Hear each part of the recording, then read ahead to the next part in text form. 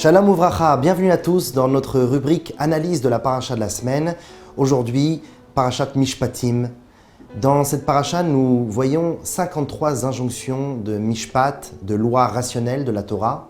Et une de ces lois est la suivante. Elle se trouve dans le chapitre 23 donc de notre paracha, au verset 5. Ki tireh hamor sonacha. Lorsque tu verras l'âne de ton ennemi. Rovetz tachat masao, qui s'écroule sous la charge qui pèse sur son dos. Vechadalta meazovlo, et tu auras envie de peut-être le laisser, l'abandonner, ne pas venir en aide. Azov ta'azov imo, tu devras l'aider avec lui. Donc la Torah nous dit que lorsque l'on voit l'âne de notre ennemi, c'est-à-dire n'importe quelle situation, on parle ici d'un âne, mais on peut aussi expliquer cela de manière différente. Lorsqu'on voit un objet ou quelque chose qui appartient à mon ennemi et qui est en perdition, une voiture, un bateau, eh bien j'ai le devoir de le ramener à son propriétaire, même si c'est mon ennemi, car l'objet lui-même, ou l'âne en l'occurrence dans ce passouk, n'a rien fait. Et au contraire, ça sera peut-être une manière de renouer des liens avec mon ennemi, de trouver un accord et enfin de faire la paix. Mais l'analyse aujourd'hui sera beaucoup plus profonde. Le Baal Shem Tov, Rabbi Israël Baal Shem Tov, nous explique ce passouk de cette manière, de manière beaucoup plus spirituelle et beaucoup plus profonde. Ki tireh chamor, lorsque tu verras un âne. Chamor peut être lié également chomer. Chomer qui veut dire la matière. Lorsque tu verras le chomer, la matière, ton corps, lorsque tu verras ta matérialité, ta grossièreté de ce monde, lorsque tu verras tout ce que tu es en réalité, tout ce qui est visible, l'homme ne voit pas son âme, l'homme ne voit pas ses bonnes intentions profondes. Ce qu'il voit, c'est ses actions, c'est ses erreurs, c'est son corps. Eh bien, lorsque tu vas le voir, sonecha, ça sera pour toi ton ennemi, car tu diras que ce corps te dérange, t'embête. Il ne te permet pas d'être un homme bon. Il ne te permet pas d'étudier la Torah, de pratiquer les mitzvot, d'être quelqu'un, un exemple pour ta famille. Ce corps est détestable. Rovetz tachat masao, il tombe sous la charge de la responsabilité. Il tombe sous la charge des mitzvot. Il ne veut pas pratiquer, il ne veut pas exercer, il ne veut pas être un homme équilibré. Vechadalta meazovlo, et tu auras envie de le laisser, de l'abandonner. Tu voudras bien sûr te rapprocher de Dieu. Et pour ce faire, tu voudras abandonner le corps. Tu voudras peut-être lui dire, comme tu es un corps et que tu me déranges dans mon service divin, eh bien je ne te donnerai plus ton salaire. Je ne te nourrirai plus comme il se doit. Je ne m'occuperai plus de toi comme il se doit. Tu ne boiras pas à l'heure que tu veux. C'est moi qui déciderai. Je vais t'éduquer. Je vais te faire une discipline, ô toi corps. Eh bien non. Azov ta'azov imo, tu l'aideras avec lui.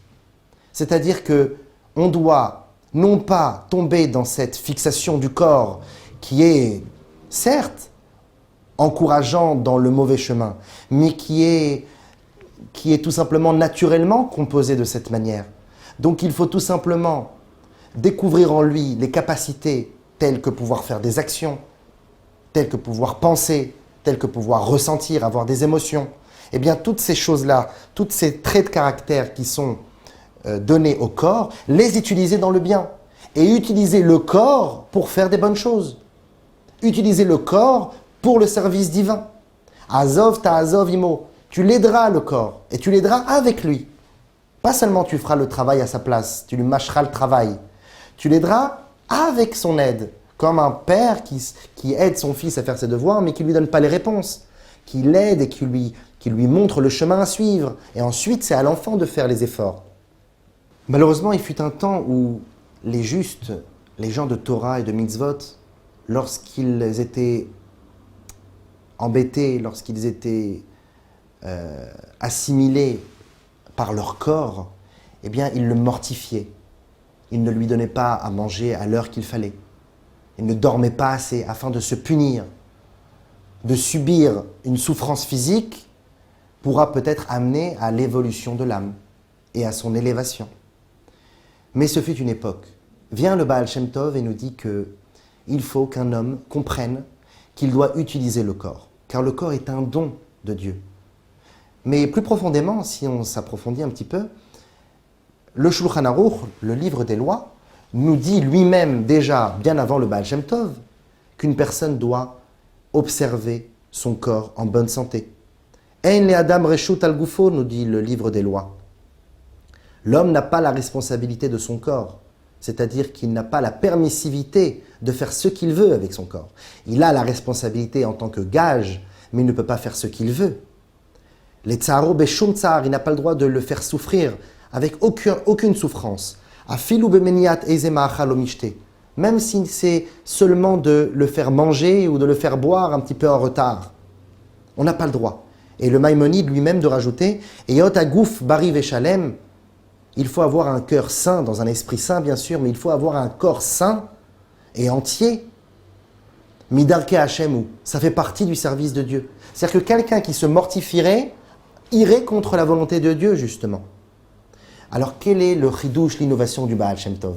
Le chidouche du Baal Shem Tov a lieu lorsque même le Shulchan Aruch nous dit qu'il y a certaines conditions, comme par exemple quelqu'un qui ferait une tchouva énorme, un retour vers Dieu suprême, eh bien à ce moment-là, peut-être que le fait de se mortifier, de se suffire de très peu de nourriture, de sommeil, de boisson, serait une approche de teshuva et serait importante justement pour l'homme. Donc le Shulchan Aruch lui-même préconise de temps à autre de se mortifier. Le chidouche du Baal Shem Tov, c'est de dire que dans notre génération, premièrement, nous n'en avons plus les forces, et en plus de cela, nous nous rapprochons tellement de Mashiach, et que, comme dit le Zohar, lorsque Mashiach viendra, le niveau du corps, c'est-à-dire que la spiritualité qui habite le corps et qui est pour l'instant cachée, se dévoilera lorsque Mashiach viendra, et nous montrera et nous prouvera qu'elle est supérieure même à la spiritualité de l'âme. C'est la raison pour laquelle que ce corps nous a été donné justement pour l'utiliser en tant qu'outil. Comme il est dit, Aolam nivra et la bishvili. Le Talmud nous dit que le monde a été créé seulement pour moi. Mais un autre passouk de dire Lo bara akadosh baruch hu et olamo ela lichvodo. Dieu créa son monde seulement pour son honneur. C'est-à-dire qu'il crée tout pour nous, afin que tout ce que nous avons, nous l'utilisons pour son honneur. Mais tout est entre nos mains. C'est-à-dire que ce corps et cette matérialité est un cadeau en réalité. Non pas une épreuve, non pas un ennemi, mais bien au contraire, un ami qui de base est un ennemi, mais qui est aujourd'hui renversé, qui est aujourd'hui utilisé dans le bien. Et il n'y a pas plus fort qu'un ennemi qui devient ami. C'est encore plus fort, encore plus puissant qu'un ami de toujours. Un ennemi qui devient ami, il lui-même y reconnaît. Et ça, ce travail doit être fait au jour le jour. Non pas de délaisser le corps, mais de l'utiliser à chaque instant. Justement, nos sages nous disent qu'il y a des fois des moments où l'homme a le droit d'être chadel, c'est-à-dire de laisser l'âne de son ennemi tomber sous sa charge et de ne pas l'aider. Ce sont deux conditions. La première condition, c'est si celui qui observe cette scène est un homme âgé et ce n'est pas de son honneur de venir et remonter l'âne. Ou soit parce que l'âne appartient au non-juif, à un non-juif, et que la charge qui se trouve sur l'âne, appartient au juif. C'est-à-dire que l'âne lui-même, je n'ai pas à le toucher. Mais en réalité, plus profondément, celui qui est appelé Zaken, comme dit la Torah, En Zaken, et la Mishekana Chochma, l'homme vieux, l'homme âgé qui est plein de respect et que ce n'est donc pas de son honneur de se rabaisser vers l'âne, et l'homme sage, le tzaddik. Le tzaddik pourrait se dire, comme je suis arrivé à un niveau énorme, à un niveau très élevé dans mon service de Dieu, alors moi je peux peut-être avoir la permission de pratiquer des mortifications sur le corps et de rabaisser la matérialité du corps. Puisqu'il est écrit, une des deux conditions où j'ai le droit de laisser l'âne tomber, c'est s'il est âgé, et donc âgé, celui qui est appelé tzaddik, le chacham. Deuxième condition, celui qui est donc face à un âne, que cet âne-là appartient à un non-juif, c'est seulement la charge qui est au juif. Donc la charge n'est pas un problème avec elle, c'est l'âne qui est en train de souffrir. Mais l'âne, nous dit ce texte, l'âne je n'ai pas l'obligation d'aider l'âne puisqu'il appartient au non-juif.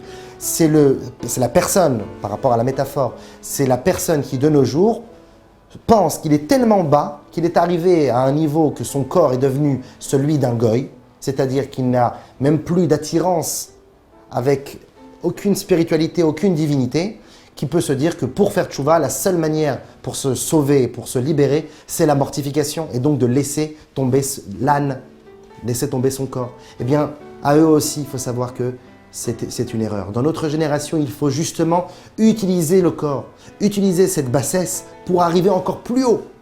Le corps peut devenir un très grand allié. À la semaine prochaine.